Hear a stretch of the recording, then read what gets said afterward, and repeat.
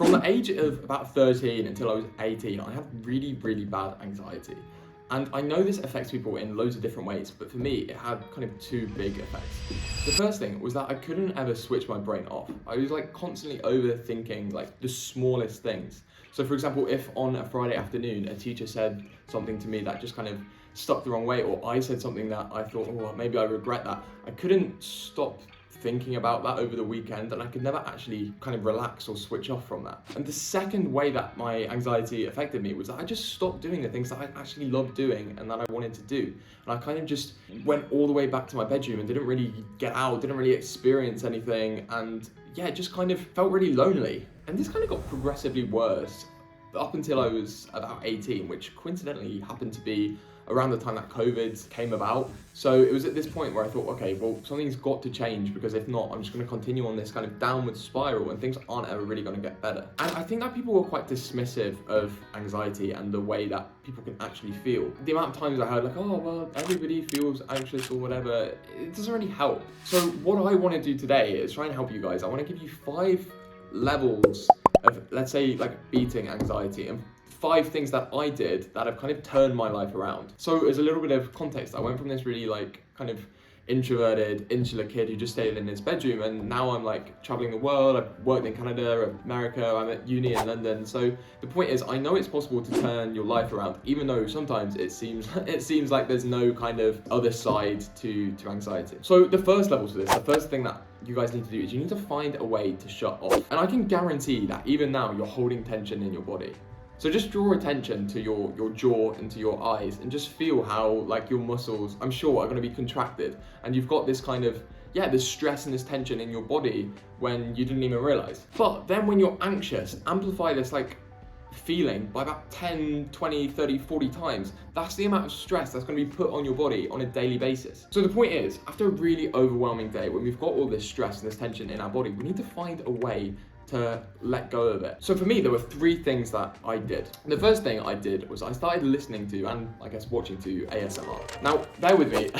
I know that ASMR has a really strange, kind of weird reputation, and I'll be honest, there are some videos, there are some content creators that you just want to avoid. But for me, what I do is I come back, and if it was a particularly kind of stressful day at school, I just put an ASMR video on YouTube for like 20 minutes or whatever, and you can completely switch off. Like, your mind doesn't have to think about anything else. But if that doesn't work for you, or you don't fancy the idea of that, another thing you can do is yoga. And this is really cool. I mean, there's so many tutorials on kind of YouTube that you can follow along to and just watch what the instructor's doing. Like, I'm gonna be honest, I'm no kind of flexibility expert or anything like that, but the point is, it's just another opportunity for you to kind of relax, to switch your body off and just kind of remove some of that tension that's in your body. And the third thing you can do, if you don't like the sounds of either of those, is you can meditate. I mean, there's loads and loads of different ways you can do this. You can get outside, you know. The point is, there is a really, really strong connection between the way that your body feels and the stress in your body and the stress and the anxiety in your brain. So if you can work on one part of that and trying to get rid of it in your body, then I really think it has a strong effect on getting rid of that anxiety that's up here in your head. Now, the second kind of level to this is exercise. And as some context, I was always kind of like a big kind of kid, a bigger guy, but it really kind of spiraled out of control when I was about 16, and I started putting on a lot more weight. And I'll show a picture on screen, and I was in kind of I was a bit worse for wear, should we say, at this point. And I know that exercise was one of the biggest factors that helped me get over my anxiety, because it kind of kick-started everything else that is going to come in the video. And I really think that by kind of getting your heart rate up and getting moving, then you just kind of have this overload of positivity that kind of floods out some of those negative emotions. So what I did, I mean, kind of indebted to Joe Wicks, right? He's got these kind of 20-minute HIIT exercise videos up on YouTube. Again, they're free. I just do those like 3, 4. I eventually built my way up to say 5 times a week. I knew instantly after the workout was finished, I was going to feel better. And the third kind of level to this is that you want to be kind of caring for yourself. I mean, there's loads of things that I can list that I did, but I don't want to dwell on this too long, because I think a lot of it might be fairly obvious.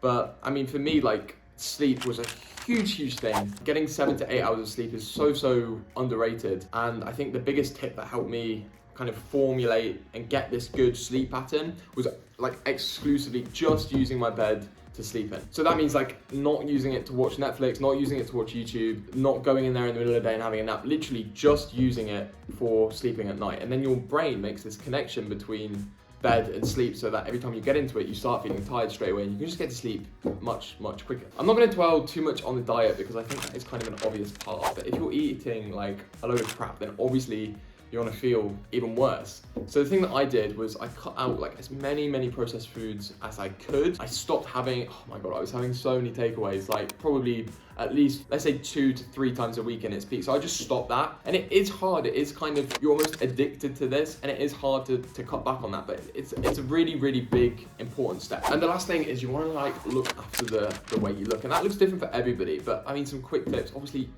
you want to be showering, you want to be moisturizing and having kind of a skincare routine. And I think all of this kind of just builds up. And then when you start to like look after yourself and take care of the way you look, you kind of make that connection in your brain between your body being and your physical appearance being like a source of pride, right? So you kind of just build up this inner sort of confidence. And the fourth level to getting over your anxiety, I think, is that you want to understand what kind of person you want to become. Because it's kind of easy to say, oh, I want to stop feeling anxious.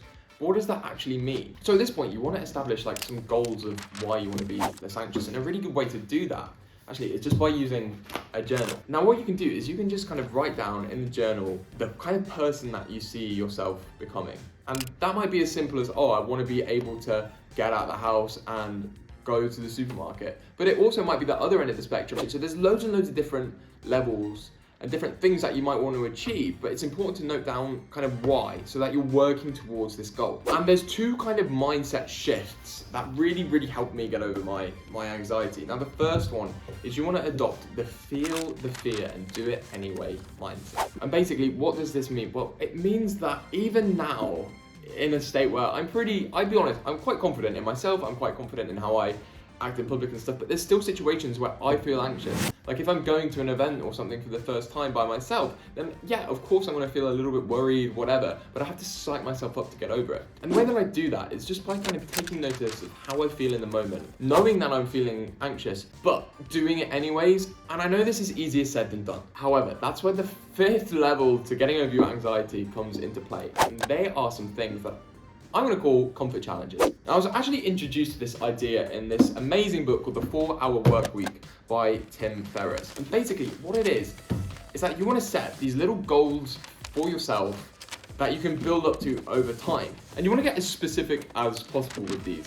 So it might be that you set the goal of leaving the house and making small talk with one kind of stranger each day for a week, let's say. That's an example of a comfort challenge. It might be that you have to kind of modify that and make it a little bit easier. But the point of these comfort challenges is that it kind of views anxiety and kind of confidence and all of this as a muscle that you kind of need to train. So the more times that you put yourself in a situation that is a little bit uncomfortable, the more resilience you build up. But on the flip side, if you were like me and you didn't ever really flex this kind of confidence muscle, you never really left your safe, let's say, environment of your bedroom, obviously you're not going to get any more confident because you're not in a situation where you're testing yourself. But yeah, I mean, they're the 5 kind of steps that I took in that order, I would say, to help me get to the places where I am now, where I'm not really anxious. But what I want you to focus on is just those little improvements each and every day, and noticing that your anxiety is getting a little bit better every day, and that just adds up over time.